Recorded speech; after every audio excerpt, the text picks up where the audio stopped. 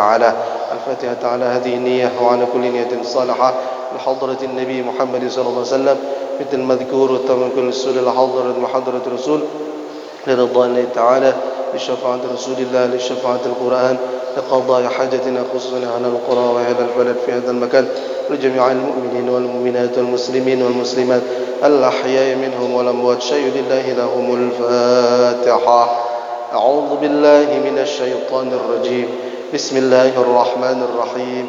الحمد لله رب العالمين الرحمن الرحيم مالك يوم الدين إياك نعبد وإياك نستعين اهدنا الصراط المستقيم صراط الذين أنعمت عليهم غير المغضوب عليهم ولا الضالين آمين. رب اغفر لي ولوالدينا آمين. Jamaah sekalian dirahmati Allah Subhanahu wa taala. Sekarang lanjut di halaman 11. Dibuka halaman 11.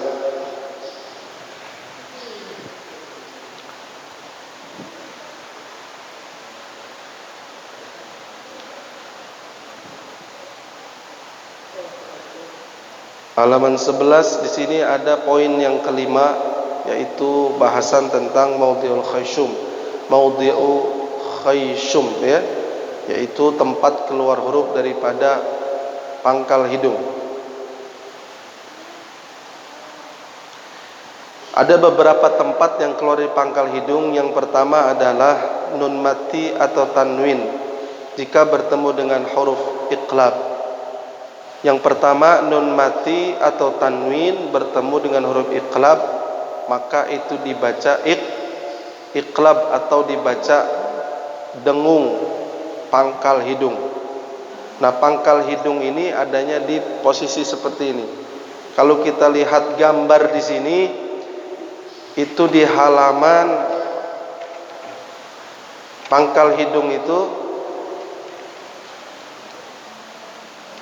ketika kita baca suaranya dengung. Contoh kalau kita baca nih, la yumbadanna, kemudian min ba'di. Nah, la yumbadanna itu kalau kita tutup hidung kita, maka dia tidak terbaca. La tertahan, maka itu dinamakan khayshum ya, atau pangkal hidung. Nah, hurufnya di sini ada beberapa tempat keluar huruf dari pangkal hidung, yaitu halaman 35 yang dinamakan khayshum.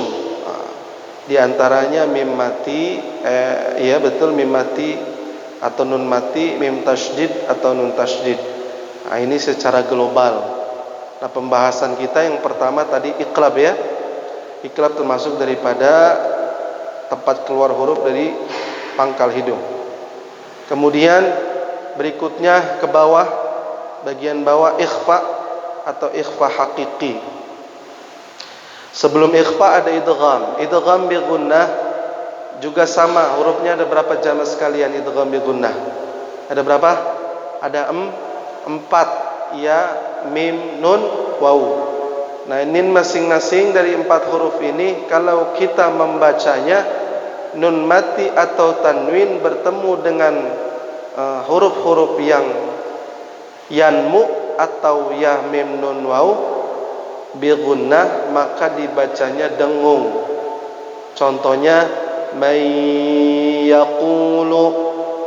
Coba jemaah sekalian, may yaqulu, 1 2 3. Wa man ma'ahu. Iya, ada berapa panjang harkatnya? Idgham bi gunnah berapa jamaah sekalian? Berapa harkat? Dua harokat, satu alif, dua harokat berarti ya. Kemudian berikutnya bawahnya lagi ada ikhfa.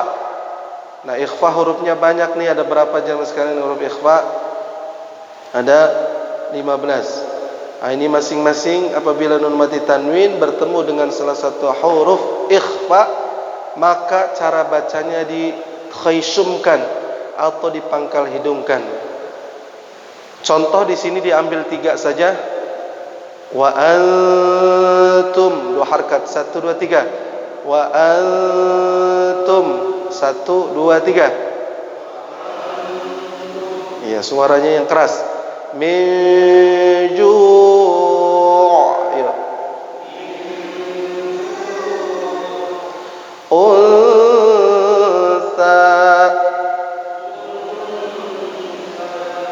Nah, ketika disamarkan atau didengungkan, dipangkal hidungkan, panjangnya 2 harokat.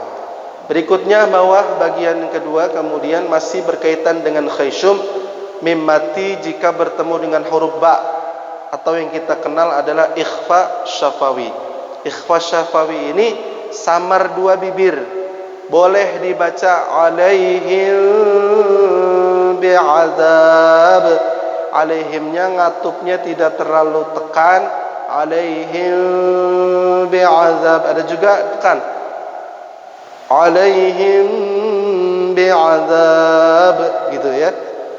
So, coba 1 2 3.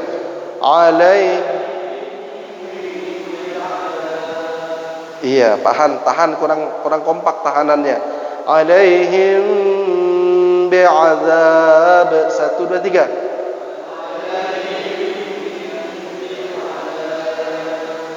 Jadi ketukannya alaihim bi'adzab, masuk dulu baru hitung.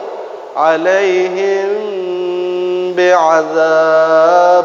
1 2 3.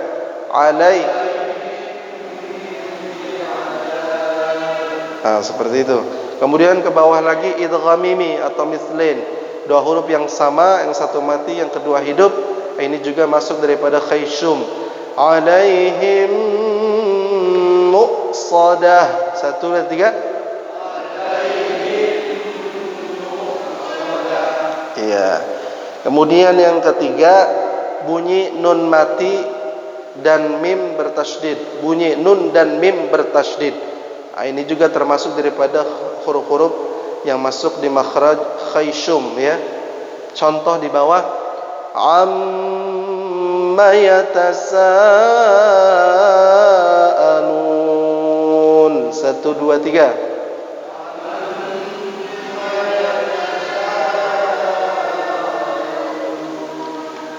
Kalau gunnahnya inna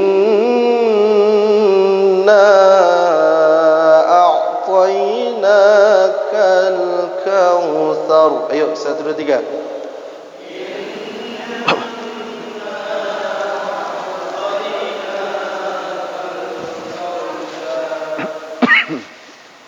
Iya, innanya ya, nun tasydid dan mim tasydid. Ini namanya huruf-huruf yang keluar daripada pangkal hidung. Ya, definisinya di sini adalah pangkal hidung itu apabila bertemu dengan salah satu nun mati atau tanwin. Nun mati tanwin itu ada beberapa tempat, kecuali adalah idgham bila gunnah. Ada idgham bi gunnah, iqlab, kemudian ikhfa. Kemudian juga nun mati tanwin atau nun mati mim yang bertasydid atau juga mim nun yang bertasydid. Ini juga termasuk daripada huruf-huruf yang keluar di pangkal hidung. Jamaah sekalian rahmati Allah Subhanahu wa taala. Kenapa kita harus diwajibkan membaca Quran dengan baik atau benar? Karena memang Allah perintahkan. Dan Nabi kita Muhammad SAW sabdakan, bacalah Al-Quran dengan tartil. Ini sudah beberapa kali saya sampaikan. Karena tartil Al-Quran itu mempunyai tafsir daripada Sayyidina Ali karramallahu wajhah, yaitu membaca dengan baik huruf per huruf dengan sifatul huruf, kemudian panjang pendek serta memulai dan mengakhiri daripada bacaan Al-Quran. Ini termasuk daripada yang disunnahkan atau yang difardukan oleh Allah Subhanahu wa taala. Ketika seseorang hamba Allah, mukallaf muslim atau muslimat, laki-laki ataupun perempuan yang sudah aqil baligh, membaca Quran dengan baik dan benar secara tajwid adalah keharusan atau kewajiban. Maka hukumnya membaca Quran fardu ain, bukannya fardu kifayah. Fardu kifayah itu menuntut ilmu tajwid seperti ini. Tetapi kalau kita membaca Quran dengan baik secara maksimal mengikuti tajwid adalah fardu ain, kewajiban bagi kita setiap mukallaf muslim. Ustaz, pertanyaannya begini, kalau ada orang baca Qurannya bagus, makhrajnya bagus, semuanya bagus, tapi teori tajwid nggak tahu, nggak bisa, gimana? Bagus, nggak masalah. Yang penting prakteknya itu benar sesuai daripada anjuran Allah dan Nabi kita Muhammad sallallahu alaihi wasallam. Ada orang yang bacanya nggak bagus, tapi teorinya bagus, begitu. Teorinya bagus, bacanya nggak bagus. Mendingan bacaan bagus daripada teori bagus. Jadi yang bagus adalah prakteknya. Makanya di sini praktek menjadi fardu ain atau diwajibkan bagi setiap mukallaf muslim, bukan difardu kifayahkan. Kecuali menuntut ilmu tajwidnya, teorinya, maka dikatakan itu fardu kifayah. Seperti mensolatkan jenazah, berarti kalau ada 1, 2, 3 orang yang mensolatkan jenazah, gugurlah kewajiban kita. Gitu. Ustaz, kalau ada yang baca salah Quran gimana? Sesuai dengan maqalah Ibnu Jazari di dalam kitabnya, bacaan Quran tanpa dengan dasari tajwid, maka wal akhdhu bit tajwid hatmun lazim. Membaca Quran dengan memakai tajwid adalah keharusan dan kewajiban. Man lam yujawwidil Quran asim. Siapa yang baca Quran tanpa didasari dengan tajwid, maka dia berdosa di hadapan Allah Subhanahu wa taala. Makanya ulama-ulama dulu sangat khawatir ada kalau bacain Quran di maqam kubur itu kan. Dulu di kampung-kampung kita baca Quran di atas kuburan maupun dikubur di maqam atau di kober, itu dibacain Quran, dipanggil santri-santri biasanya khatmil Quran. Nah itu ada ulama-ulama dulu itu yang sangat fanatik sekali mengenai bacaannya. Jadi jangan sampai orang-orang tidak pilihan begitu. Artinya apa? Ketika bacaannya tidak baik dan benar, ada beberapa huruf yang perlu dibenahi, maka kasihan kepada yang dikirimkan hadiah atau bacaan Quran itu kepada almarhum fulah yang dikirimkan terkhusus kepada almarhum atau almarhumlah ibu ataupun bapak yang sudah wafat. Jadi pengaruh bacaannya. Pengaruh kenapa? Karena tidak maksimal. Makhrajnya salah huruf, maka berubah maknanya. Ketika orang salah berubah makna, maka itu berdosa, gitu. Jadi ketika dikirimkan kepada almarhum yang sudah wafat, maka yang di bawah dipentungin sama malaikat. Kenapa? Karena bacaannya masih banyak yang salah. Nah, makanya disortir. Kalau ulama dulu itu dipilih.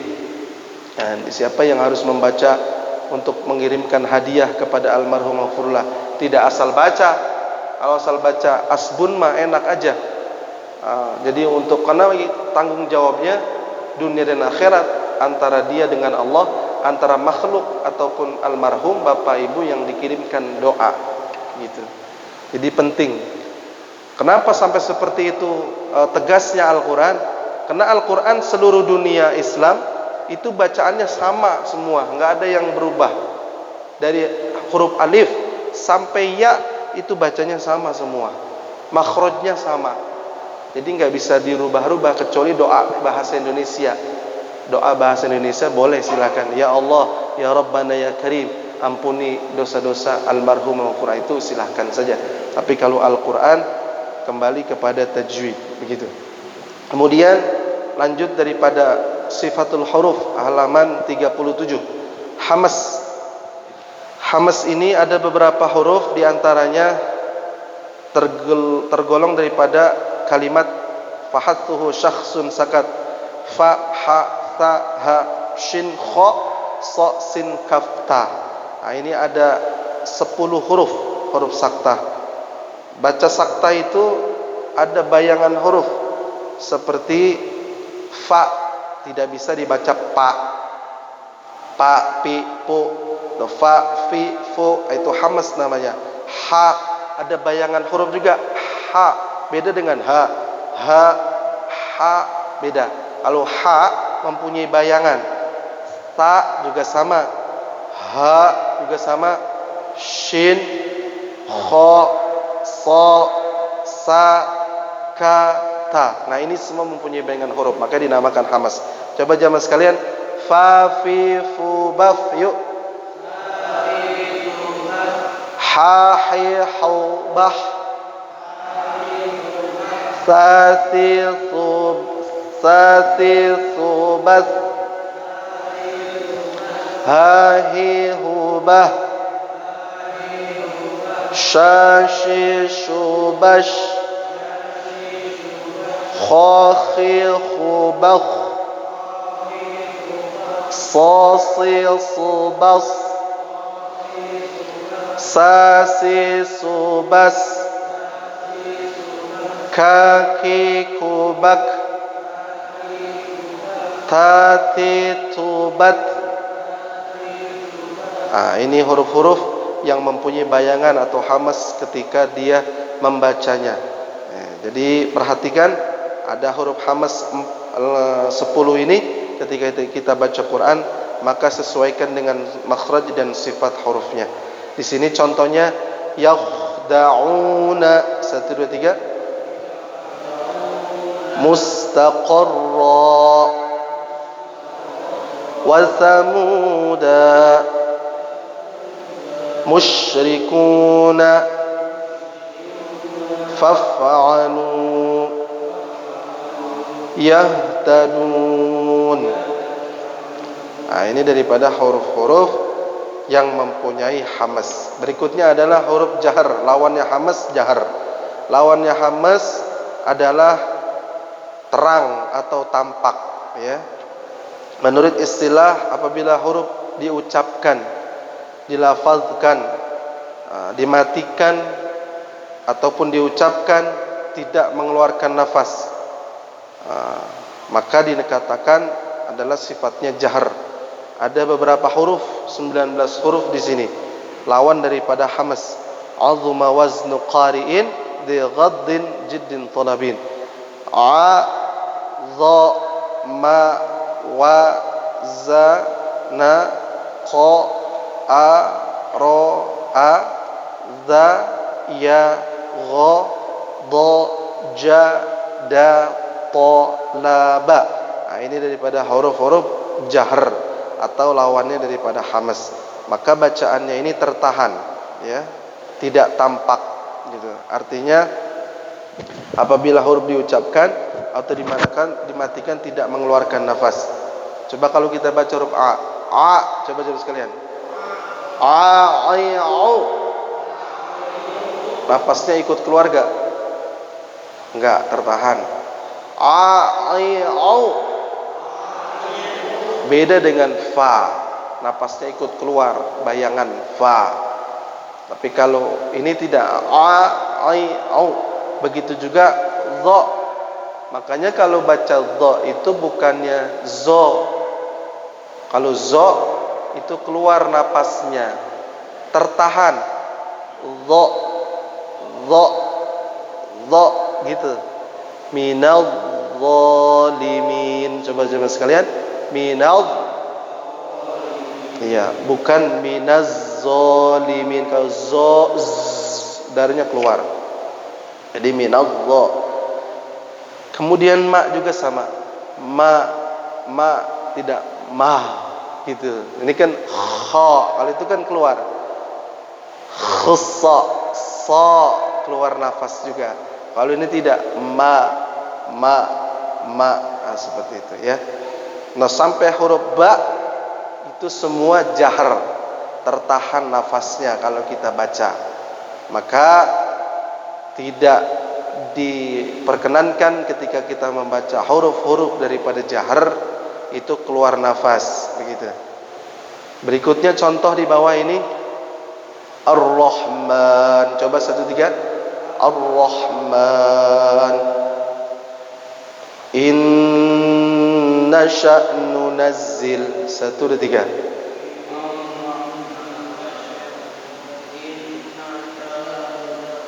Ya, lagi. Inna sya'nu nazzil. 1 2 3. Qala kalla fadammarnahum al-an'am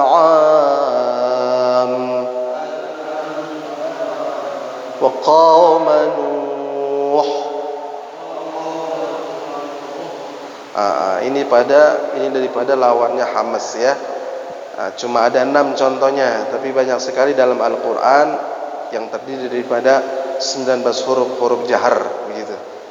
Jadi Hamas mempunyai lawan jahar. Hamas artinya keluar udara atau berbarengan udara, nafas ketika kita ucapkan. Tetapi kalau jahar tidak keluar nafas ketika kita mengucapkan huruf-huruf daripada Hamas yang ada 19 ini. Jamaah yang dirahmati Allah Subhanahu wa taala.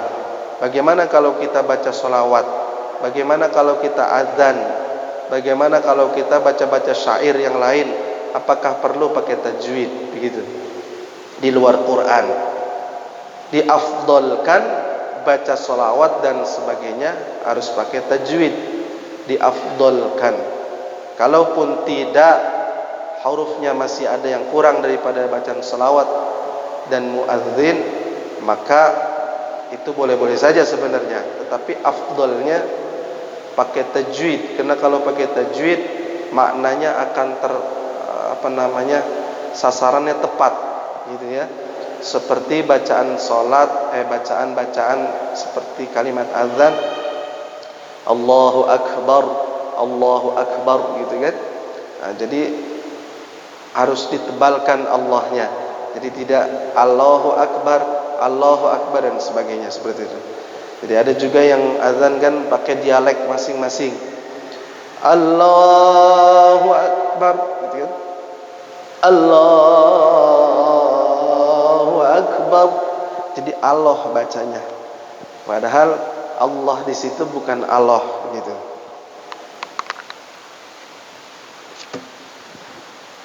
Jadi penting afdal juga ketika kita azan memakai tajwid. Tajwidnya seperti ini ya. Allahu Akbar, Allahu Akbar. Seperti itu contoh ya. Asyhadu an la ilaha illallah.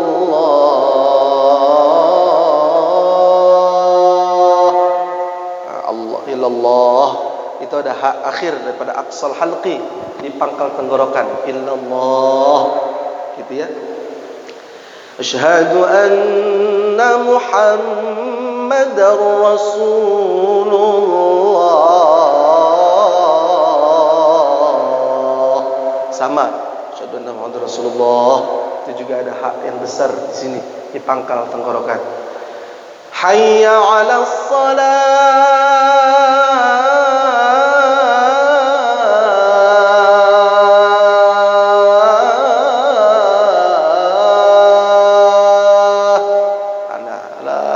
Sama juga ya. Hayya 'alal falah.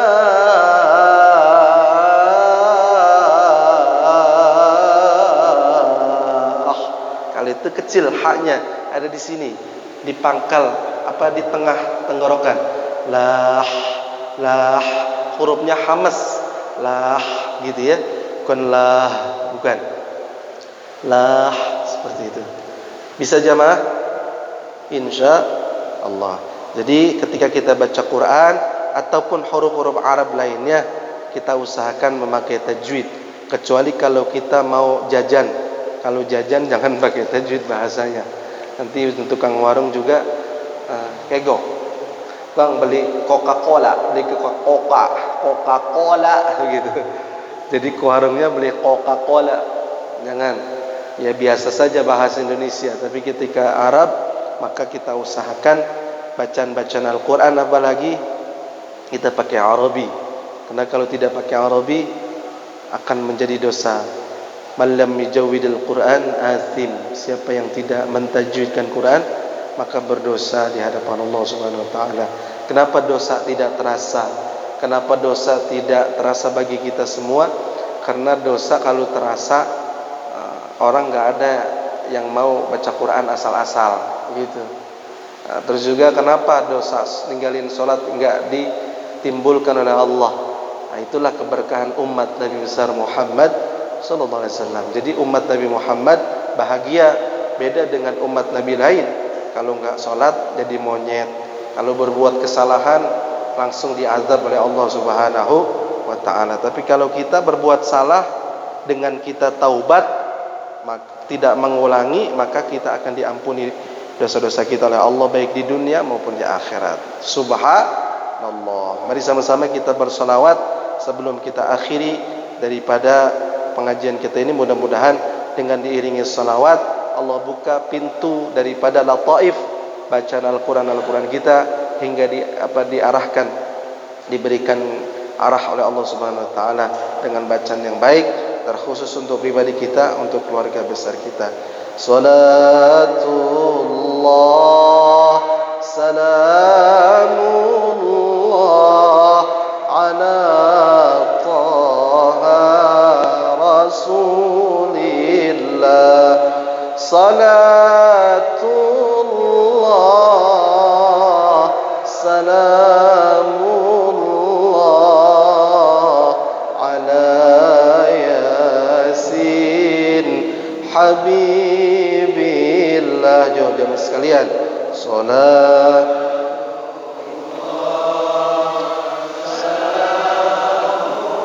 Allah ala